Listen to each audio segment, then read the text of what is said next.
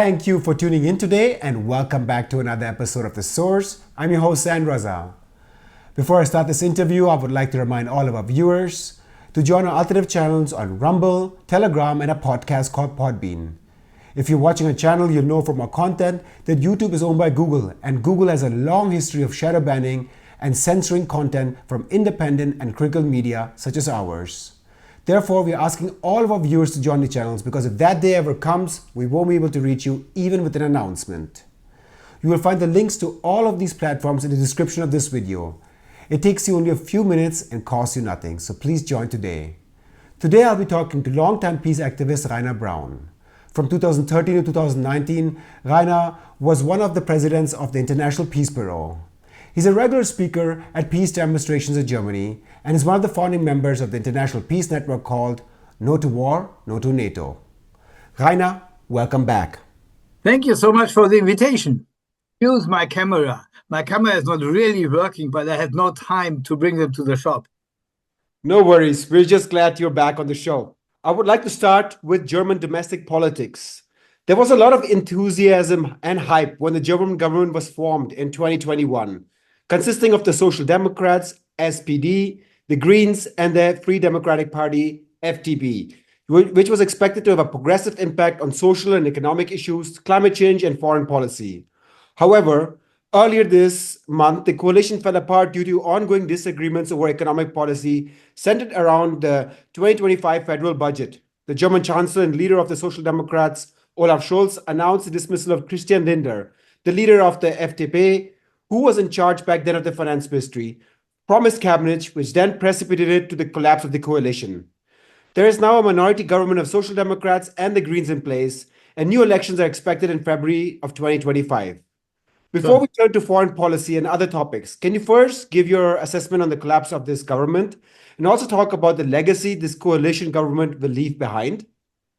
The main reason for the end of this government is that the government needs more and more money for war. And how they could get this money for war, there were in the government different opinions. They agree about giving more money to Ukraine. They agree about enlarging the military budgets, even over 2%. They agree in the militarization of Europe. But the point is, who should pay it? And the Social Democrats want to have a little bit more burden sharing between the rich and the poor. And the liberals want that the poor is paying everything. They want to cut the money for unemployment. They want to cut the money for social affairs and for ecological changes. And there is always a point where Social Democrats, when they want to survive, could not follow. And this was the point. And it breaks because the liberals were saying we need to cut the money for the people who could not get jobs and are living from social welfare. And the Social Democrats said they only have so small amount of money, you cannot cut it again. And this was the end of the government. And the second point was we have this stupid rule that the debts are blocked by 1% per year. So it's not possible for the government to take more debts only when there is a situation of crisis. The Social Democrats and the Greens were saying, yes, we have a situation of crisis. We need the money for the militarization. This is a huge crisis. And the liberals were saying, no, that's not a crisis. We have to cut the budget. And these 2 points were breaking the government. They have more in common, and this includes the actual opposition. They have more in common than everyone is expected. They have in common the same way to war. They have in common the same way for militarization of the society, including hospitals, including schools, university. They have the same in giving more money for supporting the big industry, reducing the money for the poor people. So it will not be so difficult to develop a new government after the elections. And from my point of view, I expect a government between the two so-called biggest party, which are not really big, conservative and social democrats, because this balance a little bit more the social burdens. and on the other side, they agree about the militarization. So for me, the elections are not with a lot of hope, but hopefully we will get a stronger opposition from the left side in the new parliament, and hopefully this opposition, together with the protests on the streets, have some influence on the new politics after February 23rd. Let us dig deeper into the upcoming elections that will take place in Germany in February 2025. The leader of the Christian Democratic Union, CDU, Friedrich Merz, will run as a chancellor candidate. He's projected to be the strongest political force, according to opinion polls, hovering between 30 to 32%. Despite the collapse of the coalition and the continuous decline in opinion polls, both the Greens and the Social Democrats have decided to run the same faces again. The Greens nominated Robert Habeck as their chancellor candidate, who is currently the Vice Chancellor of Germany and also heads the Ministry for Economic Affairs and Climate Action. And the Social Democrats will put forward Olaf Scholz again. Other notable names include Alice Weidel from the party called Alternative for Germany, or AfD, a party considered to be right-wing, conservative, as well as neoliberal. And Sahra Wagenknecht will most likely represent her newly party called Sahra Wagenknecht Alliance, Reason and Justice, or in German, Bündnis Sahra Wagenknecht für Vernunft und Gerechtigkeit, BSW, which has a left-wing socialist agenda and is also quite critical on US foreign policy and favors a diplomatic solution in Ukraine. In the European election last summer, which were interpreted by many as a test or simulation for the upcoming federal election, the AfD received 15.9% of the vote, while the BSW received 6.2%. Focusing on the bigger parties for a moment, why do you think the Greens and the Social Democrats decided to re-elect the same faces, and do you think they can make a strong comeback? And secondly, how come the Christian Democrats have emerged as the strongest political force, despite the fact they were voted out of office in 2021, while only receiving 8.9% of the vote, which was considered one of the worst election results in the post-war era? First of all, it is quite normal that you never change the chancellor when elections are starting. So they were taking the old chancellor as the candidate for the new chancellorship. But you saw in the last weeks how big was the opposition in the Social Democratic Party against him, because he's quite unpopular. But the Social Democrats believe that the candidate of the opposition, Merz, is so weak and so corrupt that they can disillusionate him in the election campaign and become again the strongest party. This is their hope. For me, it's unrealistic, but that is their hope. The Conservatives are not really stronger than last time, but they got the support and the votes from many voters from the Liberals. The Liberals, from quite 10%, are now under 5%, between 3 and 4%, and to whom these voters were going. They are more conservative liberal voters. They are first of all going to the Conservatives. So for the Conservatives, 30% is quite nothing. Angela Merkel had over 40, even 44 or 45, and now they are around 30. And this is also about the policy of the government. When many people are looking for alternatives, they are looking for alternatives not on the left side and partly also not on the right-wing side. They change in the system.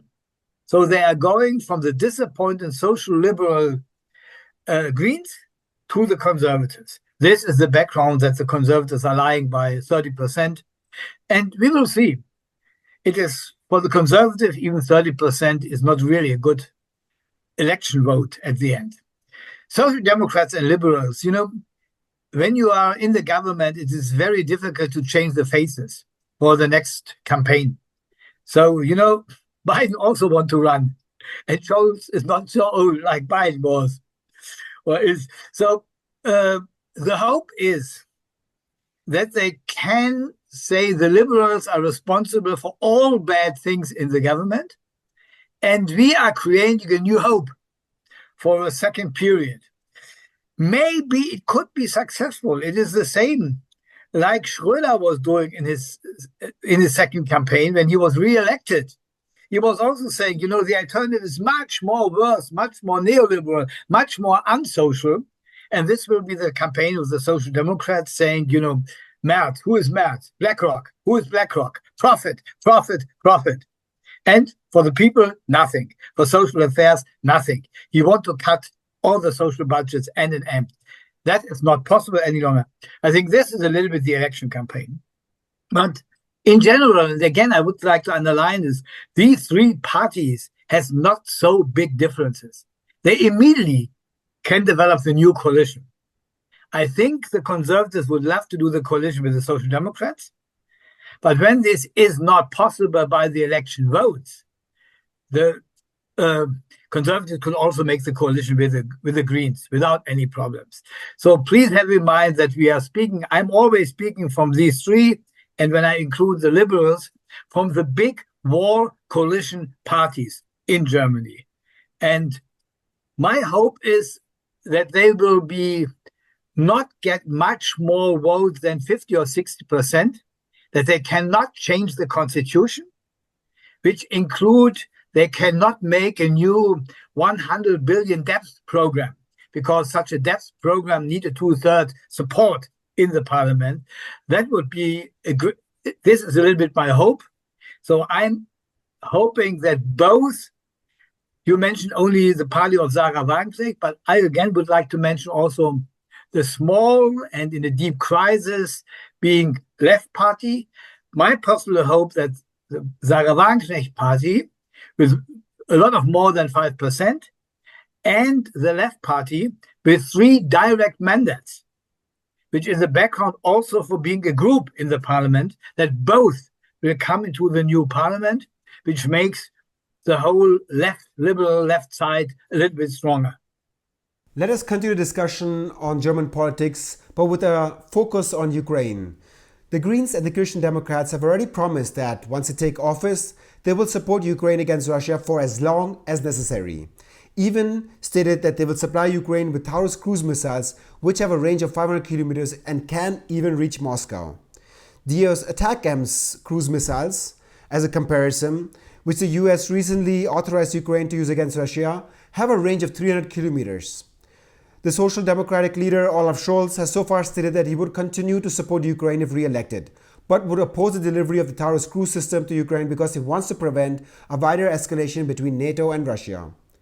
However, the emergence of the Wagenknecht Alliance, BSW, at the state level is quite noteworthy. In the state of Thuringia in Germany, the BSW became the third strongest political force, capturing 15.8% of the vote, behind the Alternative for Germany, AfD, and the Christian Democrats, and just formed a coalition government with the Christian Democrats and Social Democrats. Its precondition for forming a government was a change in policy towards Ukraine, focusing more on diplomacy and peace talks, and also halting the deployment of US Tomahawk missiles in Germany by 2026. The coalition agreement reads as follows with regards to Ukraine, and let me quote the passage from the agreement. Quote, "Although we have different views on the need to supply weapons to Ukraine to defend its territorial integrity and sovereignty, we agree on the goal of promoting a diplomatic solution to the war against Ukraine and reducing related tensions within Europe, with the aim of a ceasefire and a just, lasting peace in accordance with the Charter of the United Nations and the Budapest Memorandum." Unquote. With regards to the stationing of the long-range Tomahawk cruise missiles in Germany by 2026, the agreement states, and let me read the passage, quote, "However, we also recognize that many people in Thuringia are critical or opposed to the planned deployment of medium-range and hypersonic missiles. The future government of the Free State of Thuringia will promote a broad debate and publicly express these views in the interest of a lasting commitment to peace." Unquote. Firstly, what do you make of this coalition agreement that the BSW was able to draw with the Social Democrats and Christian Democrats in the state of Thuringia? Does it go far enough in terms of addressing peace in Ukraine and the stationing of long-range Tomahawk cruise missiles in Germany by 2026? Secondly, do you anticipate a shift in policy in light of Trump's victory, despite establishment parties in Germany still vowing to continue supplying Ukraine with weapons once they come into power? First of all, I can always say that we need more in the direction of diplomacy, much more.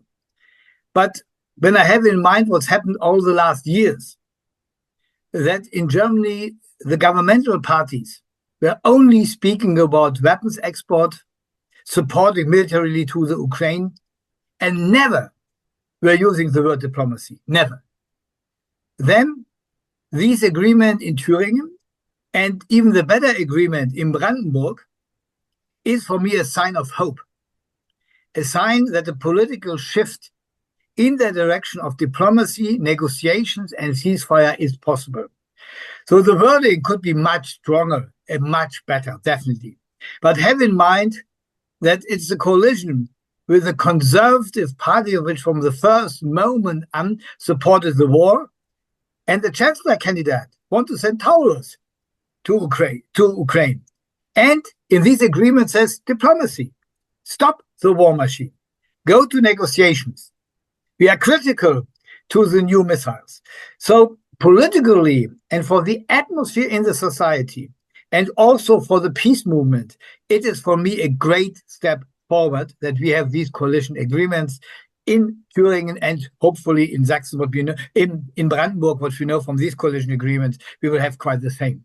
So I have a positive general feeling, knowing that much more is needed. What we need is an own diplomacy initiative from Europe, or when this is not possible because of East Europe, from the main countries of Europe, Italy, Spain, Germany, and France. An initiative which says we want that every parties are sitting around a table and negotiate. We invite the UN General Secretary to lead these negotiations. We invite Brazil and China with their peace plans to play a big role of moderation and mediation in these negotiations. And during the time of negotiations, we need ceasefire, and we are stopping the weapons export or weapons delivery to Ukraine. That is, from my point of view, what is needed. And it is needed because the people of Ukraine are not, it will be very hard for them to survive the third war winter. There is no warming, there is no heating, there is no warm water. The infrastructure of the city is destroyed. There are less food. And that's in a situation where the climate is going to minus 30, 35. Can you imagine how the life will be in such a winter? And for these people, that they have a humanitarian possibility to get humanitarian aid, we need ceasefire. Not because of the Russians, because of the people of the Ukraine, we need ceasefire. And that is the background for me. I'm always calling for this ceasefire. And the second, a word for the war. It is obviously that the war is lost for NATO. It is now a question how quick leading personalities in NATO will expect that they have lost, and how we can help to find a way that no one is losing his face by starting negotiations. And for this, I think we need again the big support of countries like Brazil, China, and the African Union. They can promote a process, and hopefully no side will lose a face so they can sit around the table. That is my general point of view, and I hope that these negotiations will get a support, to answer your question, to Trump by a more active foreign policy of Trump in the direction of negotiations and ceasefire. You know, personally, I don't believe him a word, but he was saying it so often that it is very difficult to do the opposite of what he has said in this point and in the beginning of his second term. So I hope that he will push a little bit in this direction, will overcome internal anti-negotiation position in the Ukrainian government, and will hope a little bit also the Europeans to go a step forward. Personally, I don't expect anything or nothing in the direction of peace from Trump. I know his position to Gaza and Israel. He's a bloody, aggressive supporter of Israel, which means the killing of thousands, 100,000 of people. And we know his position to Iran. He was stopping the old agreement between West and Iran. And he hates this country. He wants to develop the aggressions and activities against China, economically, but also militarily. And, when I'm looking to his foreign minister, I think he's the biggest enemy Cuba can ever have. I think his goal is to kill Cuba. So all of this is not peaceful. And all of this is not really helpful for demilitarization of the international politics. So I'm expecting that the militarization will go on. I think we will not any longer discuss about 2% GDP. We will discuss about 3, maybe even 4% GDP with all the social consequences. And what does this mean to go this way? I think we saw in Baku by the climate negotiations, nothing. No money, no help, no support for the poorest countries. And, never forget that every evening, 1 billion people are going with hunger to bed. And then we know what we have to do. And we are really doing the opposition of this. I want to return back to the point that you made earlier that our government fell apart based on economic issues, which was driven by their military and war spending. This $100 billion military fund that was established by the German government in light of the Russian invasion of Ukraine in 2022 was primarily established to counter what they call a security threat, an existential security threat that Russia poses to Europe and Germany. This special military fund is never questioned in the political and media discourse, and all other issues, whether it's the social infrastructure, are questioned and put on the chopping block whenever it comes to economic issues. This special military fund meets the 2% threshold that is demanded by NATO. And according to a Reuters article, half of that fund is likely to go to US defense companies, for example, in purchasing F-35 fighter jets, heavy transport helicopters, and other modern equipment. Trump, when he comes to presidency, is expected to demand an increase in NATO contributions from European countries that are part of the alliance. And many expect that perhaps the Ukraine war could be Europeanized, meaning Europe will have to pay more. The war will continue, but with less US funding, which Trump could then sell to his base, saying, see, I made the Europeans pay more for the war. This would not essentially stop the war, as you and I know.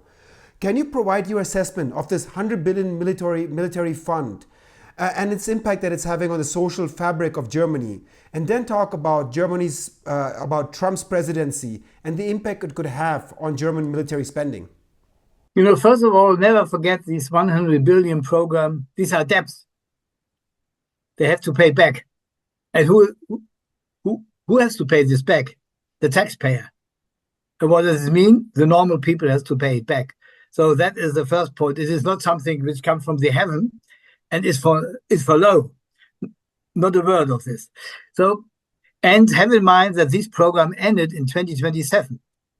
And many agreements we were signing for new tanks, for new ships, for new submarines, for the new F-35 and others are contracts which goes much longer than 2027. So this means there will be a follow-up. Either a new depth program, or they have to take it from the normal budget, which means they have to increase the budget between the military budget by 20 to 23 billion every year. And what does this mean is very easy. Deep social cuts. And our country like me, the infrastructure in Germany, the bridges on the street, the situation of the railways. The German Bundesbahn is never in time. We are behind the 19th century. When you are looking to the schools, the parents are reconstructing the toilets. Looking to the universities. We need definitely a new modernization program for the universities. Look at our healthcare system. We have more elder people, and the costs will be higher, and the healthcare system is reducing. We are closing about 100 to 200 hospitals during the next 2 years. And we can continue discussing every part of the social system. There will be tremendous reductions when we are following this military way. And the same on the European Union level, we have now a budget for 430 billion for the next 4 years for the European Union. Von der Leyen was saying it must be the minimum 500 billion. So where to take the money? It was taken from the poorer countries in Europe, which we are supporting in their development, Romania, Bulgaria, and it is again taken from the social part of the budget. So that is a tremendous situation. And the question is how long the people will be quiet and accept this. And I can see changes in this behavior. And when we will have the same mass rebellions like in France in the next year in many, many European countries. So that is, and I think these politics of militarization and social cuts will come to a border where the question is, do we have authoritarian dictatorship to follow these lines, or do we have internal changes in the politics for going away of negotiation, disarmament, and social and ecological development? No one is speaking about social ecological transformation any longer, because we are only speaking about developing the military industry, which is a high emission industry, we all know. So Trump will push us in the direction of militarization. That is absolutely clear. This means Europe should pay for the Ukrainian war, or at the end of the war for the militarization of Ukraine, for the defending of the borders, and for the reconstruction of the country. The country must be rebuilt. And the country had in 1991 48 million people. Now they are living between 25 and 28 million people in the country. 5 million of these people are living in Russia, and others in many, many surrounding countries, including more than 1 million in Poland. And Poland is much smaller than Germany. We have also about 1.2 million Ukrainian people living here. So they have to go back, because they are needed for the reconstruction. Many of them are young, intelligent people, which are needed for a rebuild of the society. But who is paying for this? And, my thinking is that the European Union will immediately forget Ukraine when the war is over. There will be no acceptance in the European Union. They never will fulfill the obligation of the European Union, never. Even when they reduce their corruption, there are so many other points which they will never fulfill. And then there is another point for the Ukraine and the reconstruction. The owner of the land are not any longer the Ukrainians. This beautiful land where everything is growing fantastically is in the hand of the international agriculture companies, BlackRock and others, all foreign countries. The Ukrainians can work there for a small amount of loan, but the ownership are the big industrial agriculture concerns in Europe and the world. So that is also a reality. And the same with the rest of the industry. What industry will survive in Ukraine? The military industry will survive.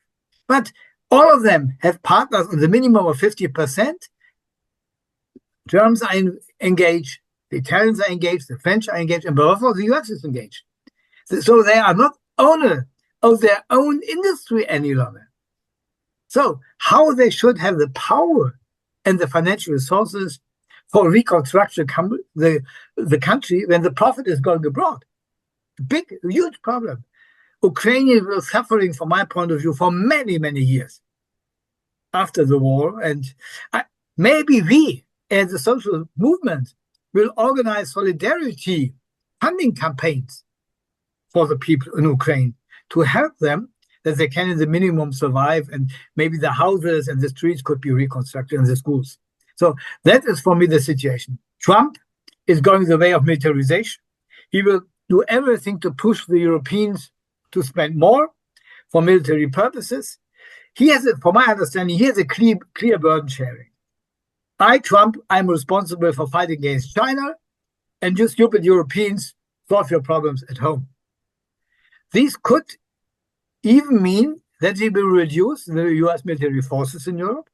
Maybe he will even close one or two of the military bases. Great. But On the other side, he will say the Europeans has to pay. He will not leave Europe because this is against the interest of the big companies, the big industry of the United States. The US will do everything to have the control about the main developments in Europe, like in the past. But for this, they don't need 200,000 troops in Germany. 50,000 will be enough. And they don't need 80 military bases, maybe 10 or 15 will be also enough. So there will be not an independent Europe from the United States. I cannot see this, but there will be a new burden sharing and new relations between the US and Europe. And I think Trump will also try to force the Europeans, together with him, solve the problem in West Asia. But this will not be peaceful. And maybe he will also force us for a bigger support, not only economically, in the fight against China. So the future of the Europeans is in a continuation to be the smaller brother or sister who has nothing to say of the big United States. So I cannot see a bigger independence, and I cannot see the politicians in Europe which are fighting for more independent Europe. So our leading politicians are too connected about the Atlantic Bridge and all of this with the United States. So what we also need, and this is again, you mentioned the name, a hope for me, for Sahra Wagenknecht, is the discussion about steps for more independent Europe. What we can do, US will never be our enemy. This is stupid. But we have different interests. And to develop the European interest stronger, I think this will be maybe a discussion in the society in the next 4 years. And I think it's absolutely needed. Because Europe, from my point of view, and this will be my last sentence, Europe has only a chance in the world politics, in the tectonic changes in the world we are seeing, when it will be independent from the United States and will be more accepted from the global south as an independent, helpful, supporting partner. And this always needs more independence from the United States. I want to switch to the Middle East and focus on Israel's assault in Gaza and Lebanon. The war between Hezbollah and Israel in southern Lebanon is in full swing with daily crashes and rocket fire. The civilian death toll in Lebanon has risen to 3,600 according to the Lebanese Ministry of Health. In Gaza, the death toll has exceeded 44,400, with dozens, sometimes hundreds of civilians being killed by Israel every day in the name of fighting terrorism. This month, Human Rights Watch published a report holding Israel responsible for war crimes and crimes against humanity. The organization added that governments worldwide should adopt targeted sanctions and also halt any arms sales to Israel. Last week, the International Criminal Court, ICC, issued arrest warrants for Israeli Prime Minister Benjamin Netanyahu and former Defense Minister Yoav Gallant and Hamas's military commander Mohammed Deif. Regarding the arrest warrants for Netanyahu and Gallant, the ICC stated that they are responsible for the crime of using starvation as a method for warfare and are also guilty of crimes against humanity through murder, persecution, and inhumane acts. Israel condemned these as arrest warrants, calling them anti-Semitic, while the US rejected them, citing procedural errors. I want to focus on the German government. The German government's reaction, however, has been quite contradictory. The German Foreign Minister Annalena Baerbock, on one hand, told the public broadcaster ARD that Germany recognizes and is bound by the International Criminal Court, while on the other hand, she also stated, and let me quote her here, quote, "We are now, of course, examining exactly what that means for implementation in Germany," unquote. The German government spokesperson Stefan Heberstreit also followed along the same lines, while on the one hand stating that Germany was, quote, "one of the biggest supporters of the ICC," unquote, and then also stated, quote, "I find it hard to imagine that we would make arrests on this basis," unquote. EU's foreign policy chief Joseph Borrell, on the other hand, has been quite clear from the very beginning. During a visit to Cyprus, he stated, and let me quote him here, quote, "The states that signed the Rome Convention are obliged to implement the decision of the court. It is not optional," unquote.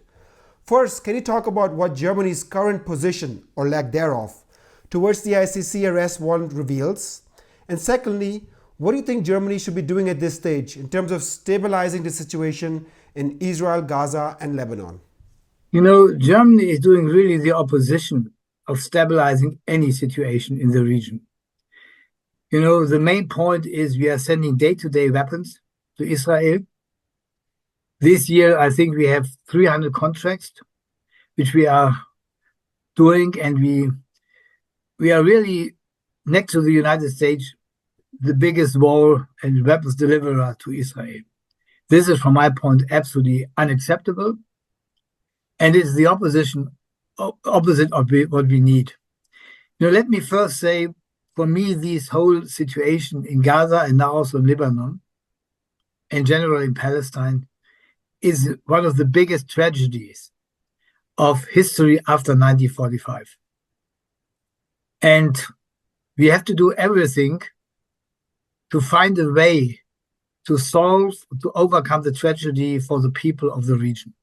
And in this case, I mean all people in the region, including the Israeli people, which it's not a normal life when you are living in an apartheid state. You can imagine that you're on the winner side, but you're only short time on the winner side. Apartheid states will never survive for a long time. And it is never acceptable that the German government is saying nothing to the genocide Israel is doing. It is the German history and the killing of 6 million Jewish people which forced us to be in opposition to any kind of genocide. And to say very clear, genocide is never accepted because of the German history. And then we have to say we must deeply criticize Israel. That is my point of view. That has nothing to do with anti-Semitic belief or something like that. This is a clear critics on the policy of an apartheid state, which is not acceptable. And I think this must be, from a peace point, for a point of peace and negotiation for the region, said very, very clear.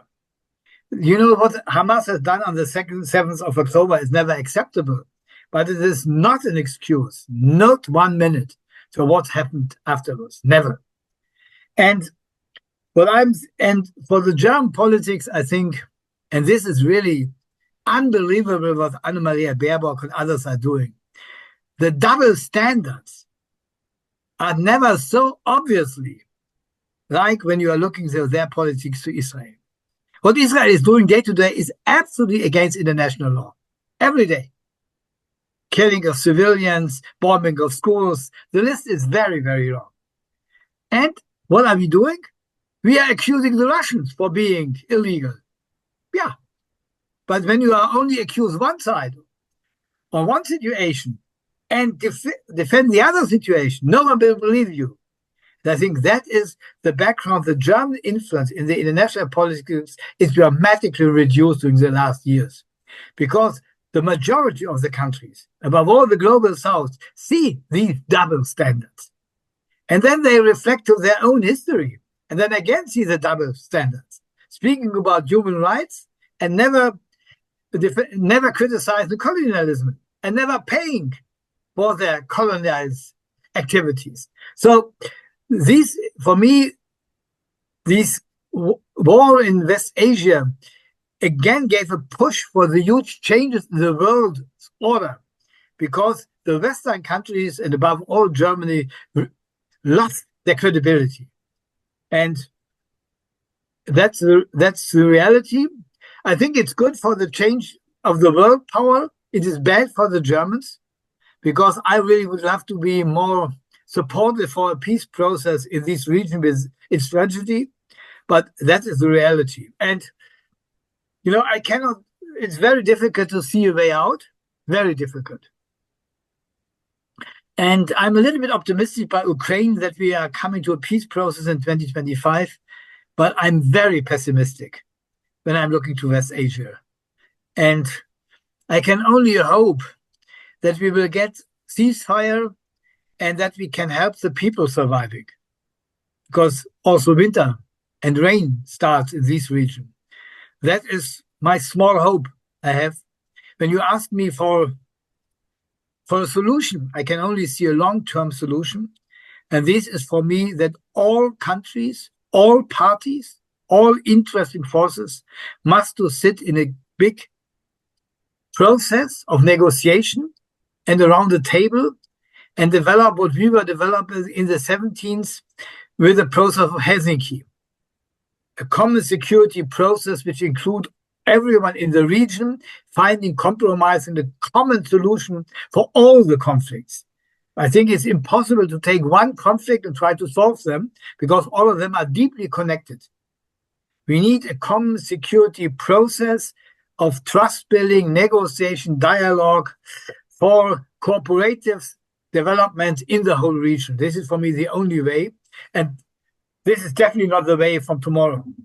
But this is for me the only way I can see. And when you ask me for a one-state or a two-state solution, maybe still it's a little bit more realistic, but I have doubts about the realistic to say a two-state solution. But I think at the end, we need a cooperative system in the whole region of negotiation, friendship, economic context, and between all these countries in the region. That is the only point of view I think can imagine that we can out of this catastrophe which is in the region. And again, to Trump will not be helpful in this situation. Absolutely not, because he is very single-minded. And in this situation, to be single-minded is definitely not helpful. And so I have not really big hope for the region. It's a tragedy, but yeah, maybe we can enlarge a little bit or support the idea that we need more humanitarian help for the people as a first step for maybe a new climate of openness which bring different parties together. Reiner Braun, longtime peace activist and political commentator, thank you so much for your time today. Thank you. And thank you for tuning in today. If you're watching our videos regularly, make sure to take into consideration that our independent media organization does not take any money from corporations or governments. We don't even allow advertisement, all with the goal of providing you with information that is free from any external influence. Hence, we only depend on you to continue our independent and critical journalism. Also, please take into account that there's an entire team working behind the scenes, from camera, light, audio, translation, voiceover, correction, that is dedicated to providing you with information that is critical and provides another perspective. So please make sure to donate today and support our independent journalism. I thank you for your support and for tuning in. I'm your host, Zain Raza. See you next time.